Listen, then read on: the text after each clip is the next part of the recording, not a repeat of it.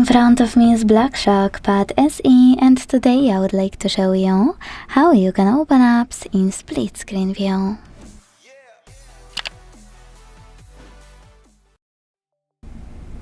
Begin by selecting two apps you want to use in this view and launching them in the background. With both of them opened, go into the background and click on the icon of an app of one of them. It will be an app that will be opened on the left, and if your tablet is rotated, at the top of your screen.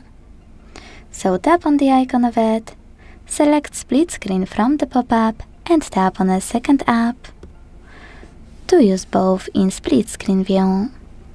Now, you can exit split screen by going back into the background and swiping it like you would any other app.